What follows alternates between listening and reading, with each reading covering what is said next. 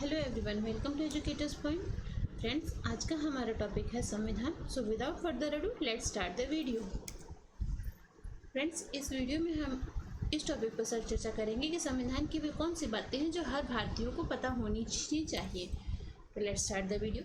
संविधान बनाने के लिए संविधान सभा बनाई गई। डॉक्टर राजेंद्र प्रसाद इसके स्थायी अध्यक्ष थे। फ्रेंड्स, ये बात नोटिस करें कि स्थायी अध्यक्ष अगर पूछता है तो आंसर होता है डॉक्टर राजेंद्र प्रसाद, और अस्थायी पूछेगा तो सच्चिदानंद सिन्हा। संविधान सभा ने 2 वर्ष 11 माह 18 दिन में कुल 114 दिन बैठकें की थी। तो 2 वर्ष 11 माह और 18 दिन में हमारा संविधान बनकर तैयार हुआ था। संविधान की आत्मा कहे जाने वाले प्रियम्बल यानी प्रस्तावना को अमेरिकी संविधान से लिया गया है। तो क्वेश्चन इस टाइप से आता है कि हमारे देश का संविधान का प्रस्तावना कहाँ से, किस देश से लिया गया है, तो वो होता है अमेरिका से। संविधान में प्रस्तावना की शुरुआत किससे होती है? तो संविधान प्रस्तावना की शुरुआत we the people of India से होती है। भारतीय संविधान में अब तक 124 बार संशोधन हो चुके हैं। 26 जनवरी 1950 को ही अशोक चक्र को बतौर राष्ट्रीय चिन्ह स्वीकार किया गया था। फ्रेंड्स, आप सबको पता है कि राष्ट्रीय चिन्ह अशोक चक्र है, लेकिन आप ये डेट याद रखें, 26 जनवरी 1950 को ही इसे एक्सेप्ट किया गया था। भारत का संविधान विश्व का सबसे लंबा संविधान है। इसमें कुल 465 अनुच्छेद, 12 अनुसूचियाँ हैं। ये 22 भागों में विभाजित है।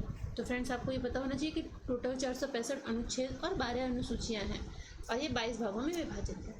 अनुसूचियाँ, भारत के मूल संविधान में मूलतः 8 अनुसूचियाँ पहले थीं, परंतु वर्तमान में भारतीय संविधान में 12 अनुसूचियाँ हैं।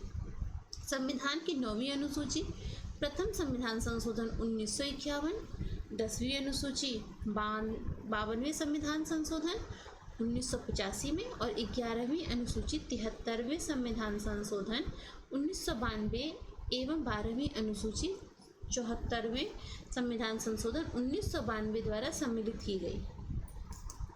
पहली अनुसूची, फ्रेंड्स, पहली अनुसूची अनुच्छेद 1 से तथा 4 में है, जिसमें राज्य तथा संघ राज्य क्षेत्र का वर्णन हुआ है। तो ये इम्पोर्टेंट बनता है कि राज्य तथा संघ राज्य क्षेत्र का वर्णन किस अनुसूची में है? तो पहली अनुसूची में है।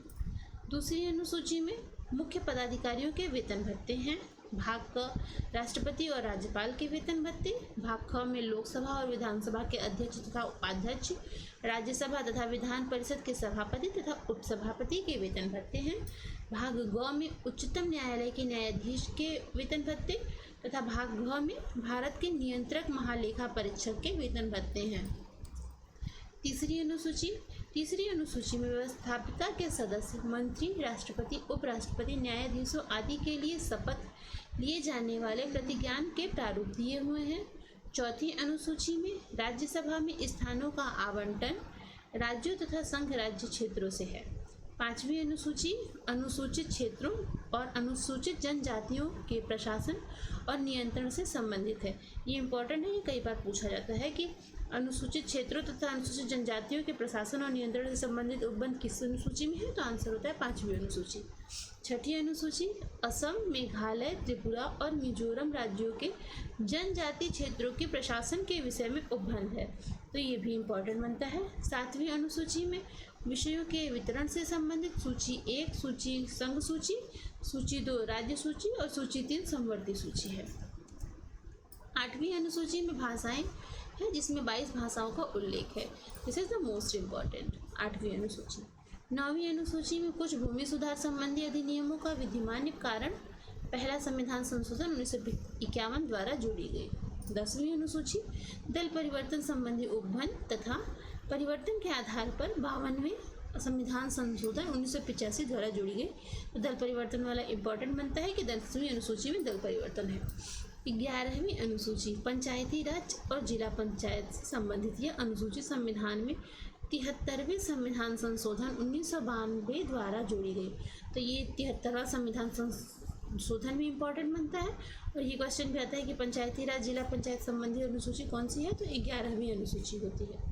12वीं अनुसूची, इसमें नगर पालिका का वर्णन किया गया है। यह अनुसूची संविधान 74वें संविधान संशोधन द्वारा जोड़ी गई थी। तो ये भी इम्पोर्टेंट होता है 74वां संविधान संशोधन। और नगर पालिका का वर्णन किस अनुसूची में है? तो 12वीं अनुसूची में है। तो दिस इज इम्पॉर्टेंट। संविधान प्रारूप समिति तथा सर्वोच्च न्यायालय ने भारतीय संविधान को संघात्मक संविधान माना है, परंतु विद्वानों में इसमें मतभेद है। हमें अदर विद्वान से नहीं मतलब है, जो सर्वोच्च न्यायालय ने माना है हम उस पर चलते हैं। सर्वोच्च न्यायालय भारतीय संविधान को संघात्मक संविधान मानता है। भारतीय संविधान के प्रस्तावना के अनुसार भारत एक संप्रभुता संपन्न समाजवादी पंथनिरपेक्ष लोकतांत्रिक गणराज्य है।